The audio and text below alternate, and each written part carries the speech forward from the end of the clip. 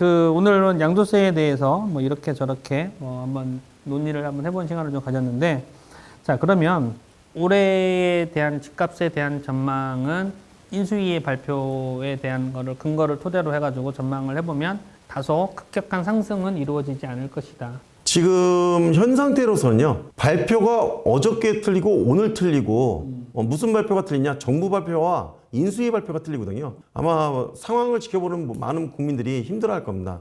제일 중요한 것은 상반기에 물건이 나올 수밖에 없다는 것은 당연합니다. 하지만 그 나올 수 있는 물건들은 제한적이죠. 어떤 물건? 내가 수익이 덜 난 물건. 결론은 뭐예요? 올라가지 않을 물건이라는 거예요. 가지고 있어 보니 세 물건 중에서 가장 덜 올랐어. 그래서 세금을 덜 내는 물건이야. 이건 갖고 있을 필요 없어. 그리고 지금 현 인수위에서 계속해서 대출 규제까지 푼다. 이러면 그때부터 부동산 상승 곡선을 탈 겁니다.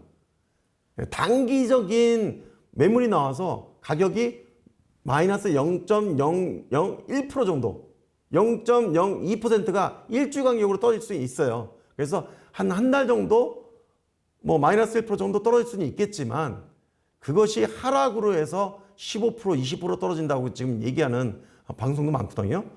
그렇게 떨어질 수는 없습니다. 없고 반대로 10%, 15%가 상승할 수 있습니다. 하지만 그게 바로 차별화입니다. 양극화이고요.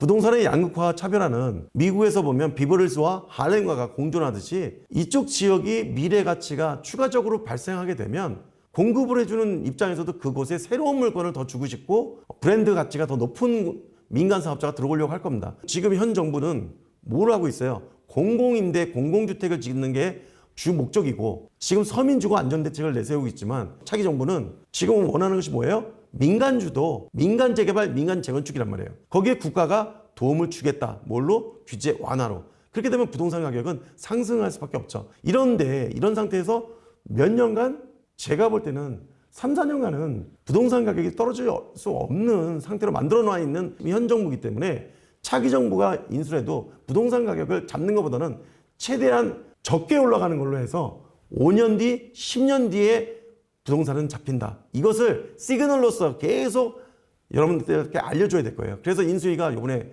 큰 말을 했죠. 죄송합니다. 지금 당장 말을 해도 부동산 가격이 떨어질 수는 없을 겁니다. 오를 것 같습니다.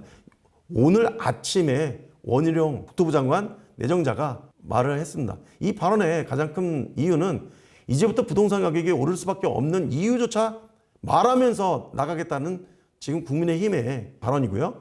그리고 지금 국민의힘에서 얘기하는 것은 규제 완화인데 어떻게 부동산 가격이 떨어질 수가 있어요. 하지만 규제 완화로 인해서 부동산 공급을 늘리겠다. 그것은 차후 부동산 가격에 안정을 주겠다.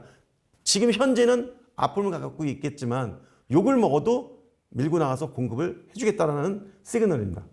네.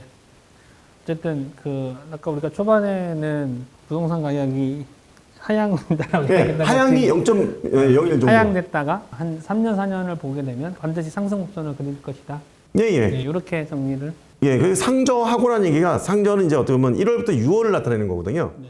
그리고 하고라는 얘기는 이제 7월 1일부터 12월까지를 보고 있는데, 6월 달까지는 왜냐면 지금 법에 대해서 뭐 바꿀 수 있고 뭐 이런 것들이 아니라 처음에는 시행령을 맞춰야 되기 때문에 시행령, 특별법 이런 것들을 만들어야 되는 상태에서 법을 통과시킬 수는 없는 상태에서 움직이기 때문에 그래서 상저하고라는 얘기를 하고, 물건이 쏟아져서 나올 수 있는 것은 지금 문재인 정부에서는 발표하지 않고 4월 달에 안 하겠다라고 했고, 지금 인수위에서는 5월 11일 날 그러면 하겠다라고 발표했기 때문에 하루하루가 어떻게 보면 틀려질 수 있는데 이거는 그렇죠. 안 바뀔 것 같습니다. 네, 하루하루 네. 또 새로운 정책이 나오면 또 갑자기 급반등 될 수 있는 부분이 그렇죠. 있죠. 갑자기 윤석열 정부에서 지금 말한 걸 처리하겠다. 네, 그럴 수도 있죠. 예, 그러면 이제 집값은 이제 폭락하는 겁니다. 네. 그때는 20% 이상 폭락할 수 있습니다. 네. 근데 그럴 가능성이 저는 없다고 봅니다. 네. 지금 용산으로 해서 이전도 이렇게 밀어붙이셔서 지금 끝까지 하고 계시고, 중과세에 대한 이 세제도 지금 완화하겠다 얘기가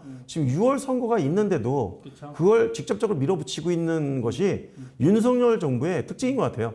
그래서 제가 지금 인수위에 있는 분들의 면면이 차기에도 꾸준히 이렇게 시장 경제 원리에 맞게끔 꾸준히 공약대로만 나간다면 네. 향후 5년 뒤 우리 집 많이 살 수 있을 것 같습니다. 네. 다 하나씩은 가질 수 있을 것 같아요. 다.